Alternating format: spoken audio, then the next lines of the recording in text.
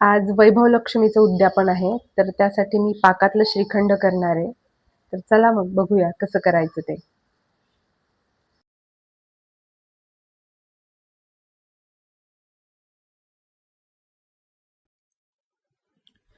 पाकातल्या श्रीखंडासाठी आपल्याला 1 वाटी चक्का लागणार आहे, 1 वाटी साखर आणि अर्धी वाटी पाणी. सगळ्यात आधी आपल्याला पाक तयार करून घ्यायचा आहे. त्यासाठी एका पातेल्यात साखर घेऊन त्यात अर्धी वाटी पाणी टाकायचं आहे. श्रीखंडासाठी आपल्याला 3 तारी पाक लागणार आहे. प्रमाण जर सांगितल्याप्रमाणे घेतलं तर अतिशय सुंदर असं श्रीखंड होतं. जर कुणाला कमी गोड लागत असेल तर त्यांनी साखरेचं प्रमाण थोडंसं कमी केलं तरी चालतं, पण हे प्रमाण अतिशय योग्य आहे. आपला पाक तयार होतोय तोपर्यंत आपण चक्का जो आहे तो गाळून घेऊ, म्हणजे त्यामध्ये अजिबात गुठळ्या राहणार नाही आणि त्याची स्मूथ अशी पेस्ट तयार होईल.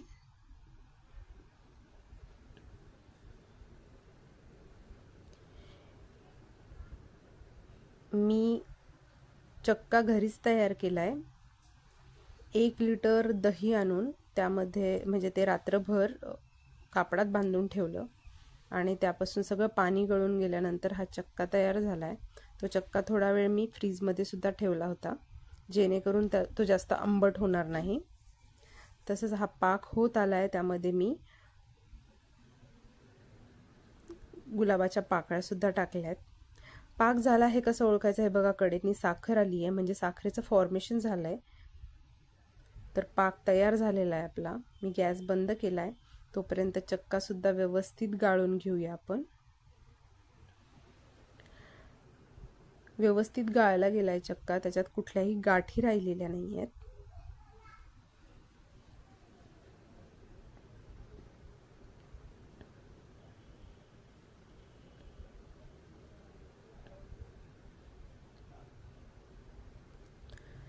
आता हा जो आपला पाक तयार झालाय त्यात आपल्याला हा चक्का टाकायचा आहे.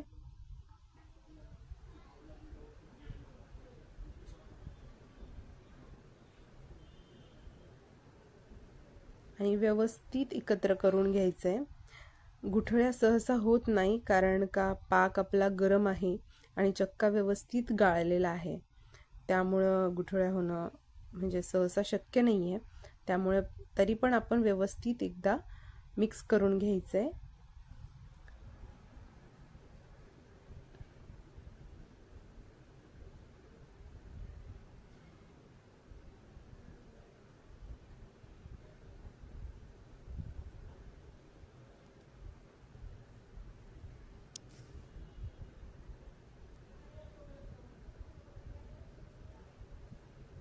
हे व्यवस्थित मिक्स करून झालंय बघा, अजिबात गाठी राहिलेल्या नाही आहेत त्यामध्ये. आता त्यामध्ये आपल्याला वेलची पूड टाकायची आहे. मी थोडीशी साखर मिक्स करून मिक्सरला ती बारीक करून घेतली आहे. वेलची पूड आणि इथे जायफळची पावडर सुद्धा टाकली आहे.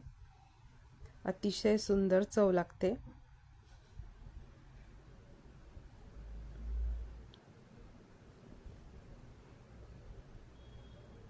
त्यामध्ये मी ड्रायफ्रुट्स टाकलेत, त्यामध्ये अक्रोड आणि बदाम टाकलेत आणि थोडेसे बेदाणे टाकलेत.